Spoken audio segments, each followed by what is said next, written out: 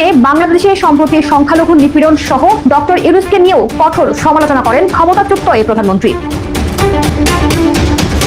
এমনকি অভিযোগ করলেন ডক্টর ইউনূসের পরিকল্পনাতেই বর্তমানে গণহত্যা চলছে বাংলাদেশে। গতকাল ভারতীয় এক সংবাদ মাধ্যমে এই সংক্রান্ত একটি প্রতিবেদন প্রকাশিত হয়।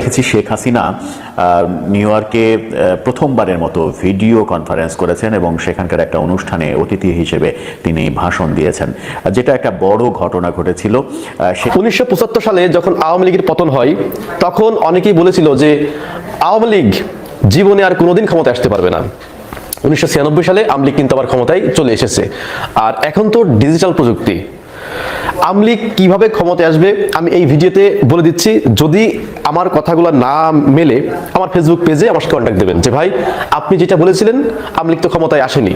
অবভিয়াসলি আওয়ামী লীগ ক্ষমতায় আসবে এবং যে সিস্টেমে আসবে সেই সিস্টেমটা আমি বলে দিচ্ছি। আশ্চর্য হয়ে যাচ্ছেন 8ই ডিসেম্বর আসলে শেখ হাসিনা কিভাবে তিনি রাজনীতির মাঠে আবারও পুনরাবৃত্তি করতে যাচ্ছেন, পুনর্বাসিত হতে যাচ্ছেন। আসসালামু আলাইকুম দর্শক, নতুন একটা সংবাদে আপনাদের আবারও স্বাগতম। প্রিয় দর্শক, বর্তমান বাংলাদেশের যে রাজনৈতিক অবস্থা এবং যে প্রেক্ষাপট চলছে তারই উপর ভিত্তি করে কয়েকটি খবর নিয়ে আজ আমি আপনাদের সামনে আবারও হাজির হয়েছি। ভিডিও শুরুটা দেখেই হয়তো আপনারা বুঝতে পেরেছেন আজকের খবরটা কতটা গুরুত্বপূর্ণ হতে চলেছে। প্রিয় দর্শক, যারা ভিডিওটি অন করেছেন তারা ভিডিওটি না টেনে পুরো ভিডিওটি দেখতে থাকুন। আর যারা এখনো আমার চ্যানেলটি সাবস্ক্রাইব করেননি তারা দয়া করে সাবস্ক্রাইব করুন নতুন নতুন খবর আপডেট পেতে। তো দর্শক, বেশি কথা আর বলবো না, চলুন দেখে আসা যাক কি আছে আজকে আমাদের তাজা খবরে। চলুন। 1975 সালে যখন আওয়ামী লীগের পতন হয় তখন অনেকেই বলেছিল যে আওয়ামী লীগ জীবনে আর কোনোদিন ক্ষমতায় আসতে পারবে না। 1996 সালে আওয়ামী লীগ কিন্তু আবার ক্ষমতায় চলে এসেছে। আর এখন তো ডিজিটাল প্রযুক্তি, আওয়ামী লীগ কিভাবে ক্ষমতায় আসবে আমি এই ভিডিওতে বলে দিচ্ছি। যদি আমার কথাগুলো না মেলে আমার ফেসবুক পেজে আমার সাথে কন্ট্যাক্ট দেবেন যে ভাই আপনি যেটা বলেছিলেন আওয়ামী লীগ তো ক্ষমতায় আসেনি। অবভিয়াসলি আওয়ামী লীগ ক্ষমতায় আসবে এবং যে সিস্টেমে আসবে সেই সিস্টেমটা আমি বলে দিচ্ছি। প্রথমত, পয়েন্ট টু বি নোটেড, প্রথমত আওয়ামী লীগ যে কাজটা করেছে, ছাত্র জনতার উপরে যে গুলি চালিয়েছে বা যে গণহত্যাটা তারা করেছে, এই গণহত্যার জন্য আওয়ামী লীগ ক্ষমা চাবে। এবং দ্বিতীয়ত আওয়ামী লীগ যে কাজটা করবে সেটা হচ্ছে তাদের দলকে সংস্কার করবে। ইভেন শেখ হাসিনাকেও তারা সংস্কার করতে পারে, কারণ আওয়ামী লীগের যারা হাইকমান্ড আছে তারা কিন্তু এই জিনিসটা খুব ভালো করে জানে বা বোঝে যে শেখ হাসিনা যদি আওয়ামী লীগের হাল ধরে তাহলে এই আওয়ামী লীগ আর কখনো ক্ষমতায় আসতে পারবে না। কারণ এদেশের 18 কোটি জনগণ শেখ হাসিনাকে প্রত্যাখ্যান করেছে শুধুমাত্র তার জিদের কারণে, তার রাগের কারণে, তার একগুইমের কারণে।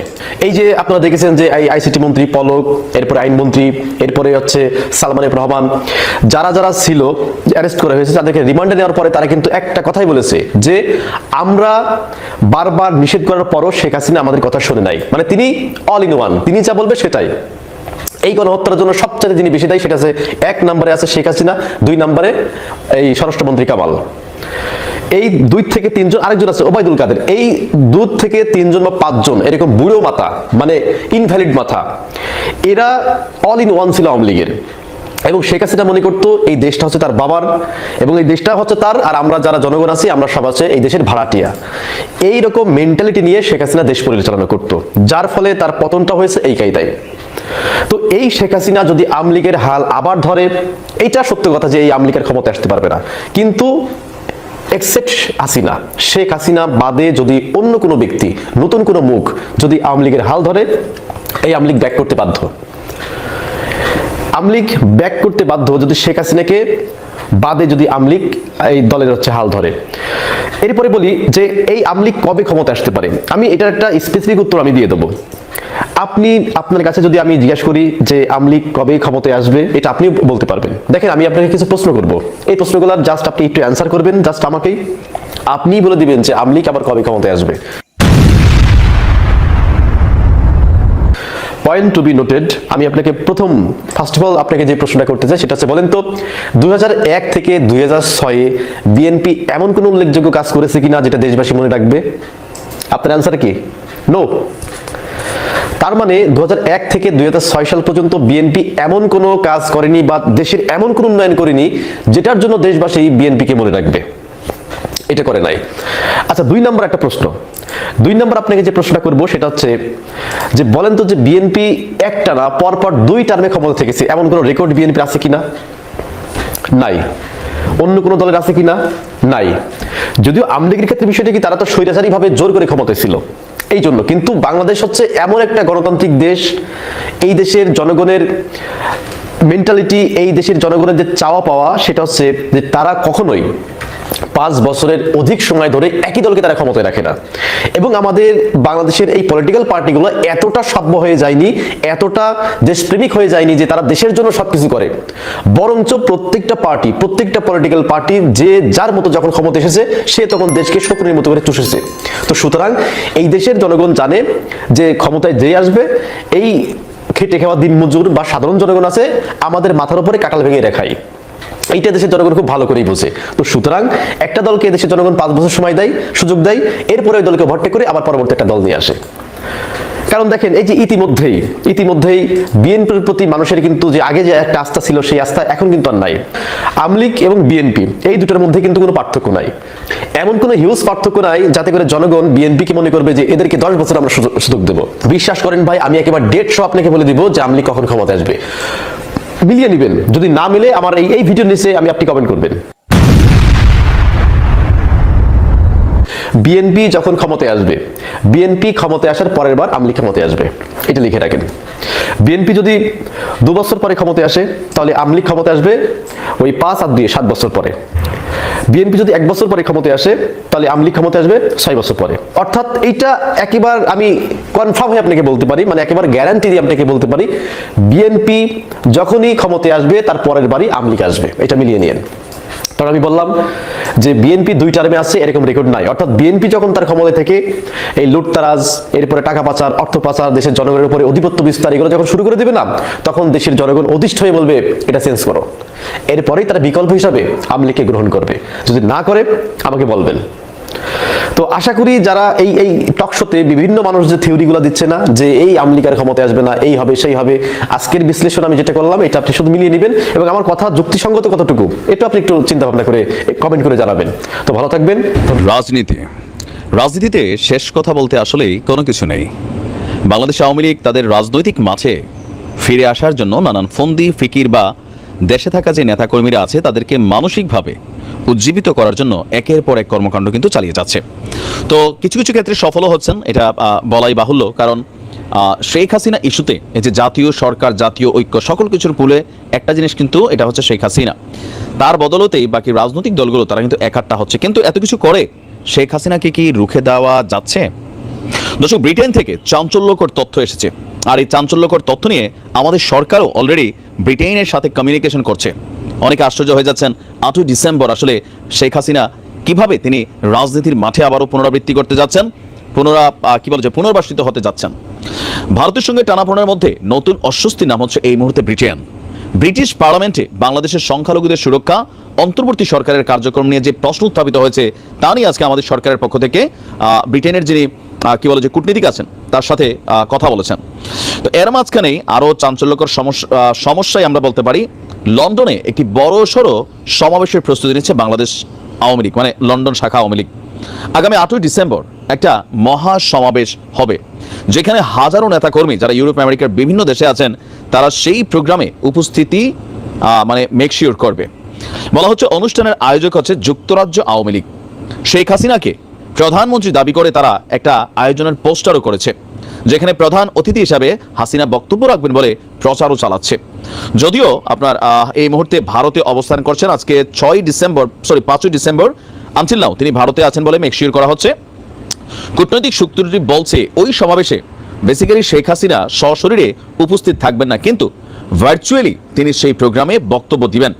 আবার কেউ কেউ বলছেন যে শেষ পর্যন্ত সমাবেশটি করার জন্য যুক্তরাজ্য সরকার এই অনুমতিটা দেবে কিনা, বা আদৌ তিনি বক্তৃতা করবেন কিনা।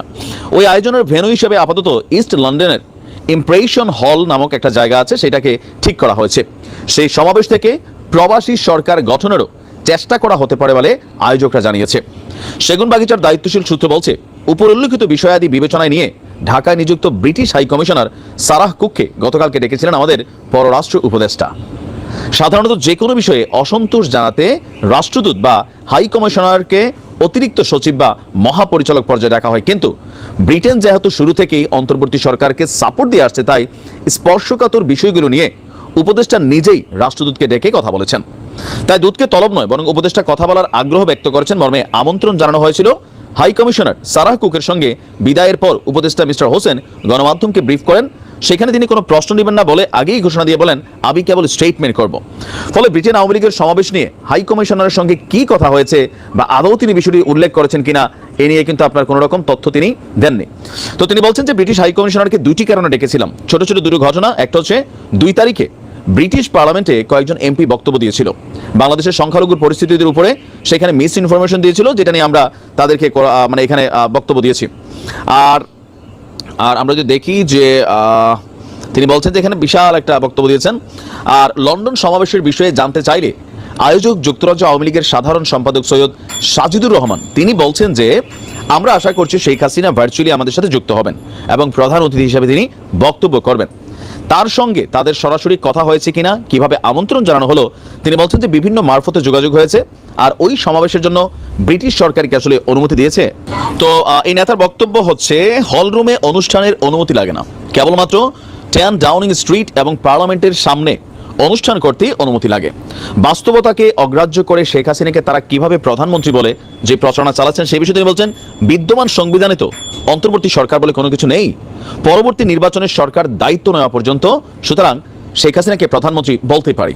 তার মানে 8 ডিসেম্বর থেকে আওয়ামী লীগের রাজনৈতিক যে পুনর্বাসন প্ল্যান অথবা রাজনীতির মাঠে ফিরে আসার যে সবচেয়ে শক্তিশালী ধাপ, সেটা হচ্ছে শেখ হাসিনা জনসম্মুখে ভিডিও কনফারেন্সে প্রকাশ্যে বার্তা দিতে যাচ্ছেন। এখন এটা 8 ডিসেম্বর বোঝা যাবে যে এর মাঝখানে যেহেতু বাংলাদেশ সরকার ব্রিটিশ যে কূটনীতিক আছেন তাকে ডেকেছেন, এই বিষয়গুলো তার কনসার্ন দিয়েছেন, তাদের দেশ থেকে এটা কিভাবে আসলে ডিল করা হয় সেটা একটা ইস্যু হয়ে দাঁড়িয়েছে। আর পাশাপাশি হতেও পারে, নাও হতে পারে, তবে এই ঘটনায় আওয়ামী লীগের নেতাকর্মীরা যথেষ্ট উজ্জীবিত। তারা মনে করছে যে শেখ হাসিনা বাংলাদেশে আসবেন, রাজনীতির মাঠে তিনি আবারও ফিরে আসবেন। আর এই প্রথমবারে আমরা ধরতে পারি যে 3.5 মাসের মাথায় বা 4 মাসের মাথায় রাজনীতির মাঠে আবারও সক্রিয় হচ্ছে বাংলাদেশ আওয়ামী লীগ। দেখা যাক 8 ডিসেম্বর কি ঘটে, সময় বলে দেবে। ভালো থাকুন, আসসালামু আলাইকুম। অবশেষে সামনে এলেন শেখ হাসিনা। ভারতের মাটি থেকেই আওয়ামী লীগের এক সভায় ভার্চুয়ালি যোগ দিলেন তিনি। সেখানে বাংলাদেশে সম্প্রতি সংখ্যালঘু নিপীড়ন সহ ডক্টর ইউনূসকে নিয়েও কঠোর সমালোচনা করেন ক্ষমতাচ্যুত এই প্রধানমন্ত্রী। এমনকি অভিযোগ করলেন ডক্টর ইউনূসের পরিকল্পনাতেই বর্তমানে গণহত্যা চলছে বাংলাদেশে। গতকাল ভারতীয় এক সংবাদ মাধ্যমে এই সংক্রান্ত একটি প্রতিবেদন প্রকাশিত হয়। নিউ ইয়র্কে আয়োজিত সভায় বাংলাদেশে ইসকনের উপর হামলারও নিন্দা জানিয়েছেন সাবেক এই প্রধানমন্ত্রী। এ সময় ভিডিও কলে যুক্ত হয়ে শেখ হাসিনা বলেন, আজ আমার বিরুদ্ধে গণহত্যার অভিযোগ আনা হয়েছে, কিন্তু বাস্তবে মোহাম্মদ ইউনূসই ছাত্র সমন্বয়কদের নিয়ে একটি সুনিপুণ পরিকল্পনার মাধ্যমে গণহত্যায় লিপ্ত হয়েছেন। এ সময় ডক্টর ইউনূস ও ছাত্র সমন্বয়কদের গণহত্যার মাস্টার মাইন্ড হিসেবে আখ্যা দেন তিনি। দোষেছেন বিএনপির ভারপ্রাপ্ত চেয়ারম্যান তারেক রহমানকেও। 5 আগস্ট দেশ ত্যাগ প্রসঙ্গে সাবেক এ প্রধানমন্ত্রী জানান, গণহত্যা এড়াতেই এমন সিদ্ধান্ত নিতে হয়েছে তাকে। তিনি বলেন, যখন নির্বিচারে মানুষের মৃত্যু হচ্ছে তখন আমি সিদ্ধান্ত নিয়েছিলাম আমার চলে যাওয়া উচিত। আমাকে খুনের পরিকল্পনা করা হয়েছিল, আমার নিরাপত্তা রক্ষীরা তা ঠেকাতে দূরে দাঁড়িয়ে দেখা গেছে। ছবিগুলো অনেকখানি সিগন্যাল দেয় বোধহয়। এই ছবিগুলো কথা বলে মাঝে মাঝে, বোবা ছবির ভাষা বুঝে নিতে হয় শুধু। এই ছবি থেকে কিছু বোঝা যায় কিনা সেটাও একটা বড় বিষয়। অন্যদিকে গতকালকে আমরা দেখেছি শেখ হাসিনা নিউ ইয়র্কে প্রথমবারের মতো ভিডিও কনফারেন্স করেছেন এবং সেখানকার একটা অনুষ্ঠানে অতিথি হিসেবে তিনি ভাষণ দিয়েছেন, যেটা একটা বড় ঘটনা ঘটেছিল। সেই ঘটনাটা হয়তো বড় আকারে প্রচার হয়নি, কিন্তু ঘটনাটা বড় ঘটেছিল। সব মিলিয়ে কি দাঁড়াচ্ছে, কি হচ্ছে, ভারত বাংলাদেশ সম্পর্ক নেতারা প্রধান উপদেষ্টার সঙ্গে মিটিং করে বেরিয়ে কে কি বললেন, উপদেষ্টা আসিফ নজরুল কি বললেন, সব মিলিয়ে আলোচনা করবো এই ভিডিওতে। থাকবেন পলিটিক্স টিভির নিয়মিত আয়োজনে।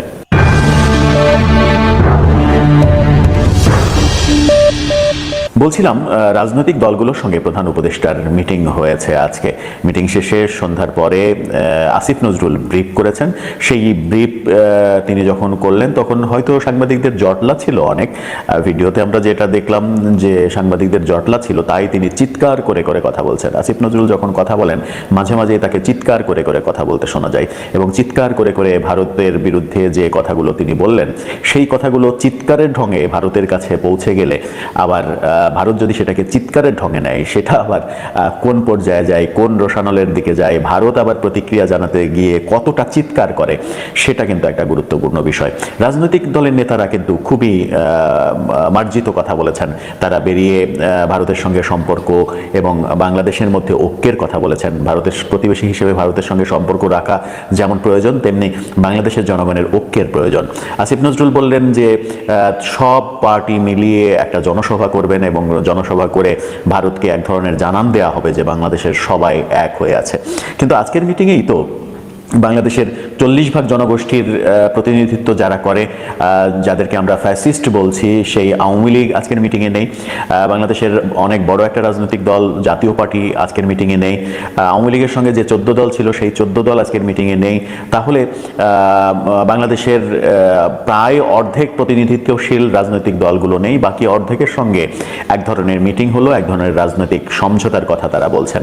কিন্তু ঐক্যটা কি এরকম ভাঙনের মতো ঐক্য প্রয়োজন, নাকি দেশের স্বার্থে বিদেশি শক্তির মোকাবেলার জন্য সবার ঐক্য প্রয়োজন? সেটা একটা গুরুত্বপূর্ণ বিষয়। এরকম একটা ক্রান্তি লগ্নে নিজেদের মধ্যে বিদ্বেষ ভুলে আমার মনে হয় যে একটা বড় ঐক্যের প্রয়োজন, যেখানে কেউ আমাদেরকে চোখ রাঙানি দিতে পারবে না। যদিও সেটা প্রত্যাশা করে লাভ নেই, কারণ বর্তমান বাস্তবতায় সেটা সম্ভবও নয়। পতিত সরকার, সেই সরকারের সঙ্গে এই সরকার নিশ্চয়ই কোনো ধরনের ডায়লগ, ঐক্যের প্রসঙ্গ তো আর আসবেই না, থাকতেই পারে না। পুনর্বাসনের প্রসঙ্গ বারবার কথা হচ্ছে, সেখানেও নানা রকমের বিরোধিতা হচ্ছে। কিন্তু এক ধরনের ডায়লগও হতে পারতো, এক ধরনের মানে আওয়ামী লীগকে বাদ দিয়ে বাকি দলগুলোকে পুরোপুরি আওয়ামী লীগের সঙ্গে মিলিয়ে না নিয়ে জাতীয় পার্টিকে ডাকা যেত। জাসদ ওয়ার্কার্স পার্টি সহ যে দলগুলো 14 দলে ছিল সেই দলগুলোকে ডাকা যেত, কিন্তু তারা ডাকেননি। হয়তো মনে করেছেন ডাকা উচিত না, তাই ডাকেননি। যে দলগুলোর সঙ্গে মিটিং করলেন সেই দলগুলোর সঙ্গে মিটিংয়ের রেজাল্ট আসিফ নজরুল যেভাবে দিলেন, তাতে উত্তেজনা আরও বাড়ার কথা। কিন্তু রাজনৈতিক নেতারা যেভাবে বললেন, তাতে এক ধরনের নিজেদের ঐক্যের কথা, এক ধরনের সাম্প্রদায়িক সম্প্রীতির কথা বেরিয়ে আসলো, যেটাই মূলত প্রত্যাশিত। এখানেই রাজনীতিবিদ এবং অরাজনীতিবিদের পার্থক্য, এখানেই একজন ঝানু রাজনীতিবিদ এবং আসিফ নজরুলদের পার্থক্য। এখানেই রাজনৈতিক সরকার এবং অন্তর্বর্তীকালীন সরকার অপরিপক্ক এবং যাদের অভিজ্ঞতা নেই, অনভিজ্ঞ, সেই সরকারের মধ্যে পার্থক্যটা স্পষ্ট হয়ে যায়।